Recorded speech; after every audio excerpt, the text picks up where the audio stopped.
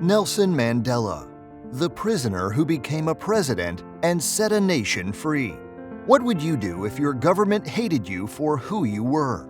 If the system tried to silence you, strip you of dignity, and lock you away? Would you fight back with anger? Would you give up? Nelson Mandela didn't do either.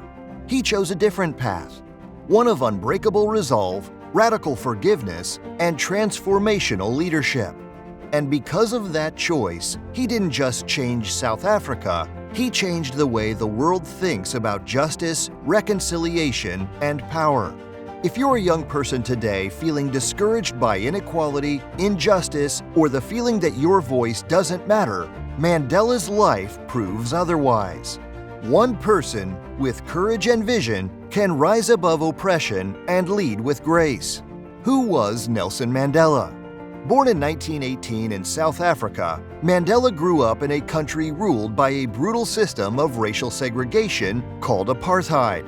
Under apartheid, Black South Africans were denied basic rights, kept in poverty, and treated as second-class citizens in their own land. Mandela trained as a lawyer and joined the African National Congress, ANC, where he fought to end apartheid. Not with hate, but with strategy, resistance, and unity. But in 1962, he was arrested for his activism and sentenced to life in prison. He would spend 27 years behind bars. He worked in harsh conditions. He was cut off from family. His letters were censored. And yet, he never lost his vision. He never stopped believing in justice. He never stopped preparing to lead. In 1990, under growing pressure, the government released Mandela. 4 years later, he was elected South Africa's first black president in the country's first fully democratic election. But he didn't seek revenge. He sought healing. He invited his enemies to the table. He helped unite a fractured country. And he walked away from power after one term, choosing legacy over control. What can you learn from Nelson Mandela? Mandela's life is more than a story of survival. It's a lesson in leadership, humility, and moral power. It's the blueprint for how to rise when the world tries to hold you down. Here's how to bring his wisdom into your own life. Don't let your circumstances define you. Mandela said, "I am the master of my fate. I am the captain of my soul." He didn't say that when he was free and powerful. He said it while imprisoned. He believed that no matter what happened around him, he still had control over his choices, his character, and his vision.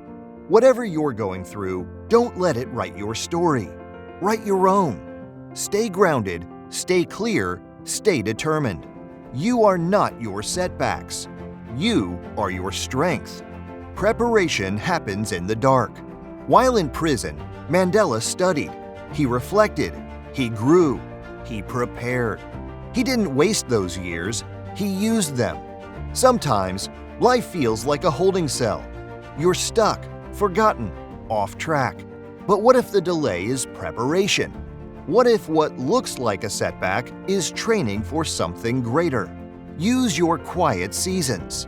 Learn, strengthen, prepare, because when the door opens, you'll be ready. Forgiveness is power. When Mandela became president, he didn't call for payback. He called for peace. He said, "Resentment is like drinking poison and then hoping it will kill your enemies." He met with his former jailers. He invited them into the process of reconciliation. He didn't forget what they did, but he refused to become them. Forgiveness is not weakness. It's one of the greatest acts of strength and leadership you'll ever make. Don't let bitterness steal your future. Let go and rise, leading by lifting others. Mandela didn't just fight for himself, he fought for generations. He said, "What counts in life is not the mere fact that we have lived, it is what difference we have made to the lives of others." He led not with ego, but with service. Not to dominate, but to unite. That's the kind of leader the world needs right now. Not louder voices, but deeper ones. Not bigger platforms, but bigger hearts. Ask yourself, who am I helping? What am I building that will last? Why this matters today. We live in a world still filled with division, anger, and injustice, and sometimes it feels like nothing you do can change anything. But Nelson Mandela shows you that real change doesn't start in palaces or boardrooms.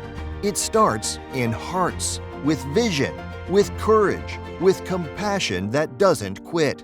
He proved that even a prisoner can become a president, that even in the face of hatred, unity is possible, that you don't need to shout to lead, you just need to stand with conviction. So don't wait for perfect conditions. Don't wait until you're popular, powerful, or fearless. Start where you are, with what you have, for what you believe. Be like Mandela.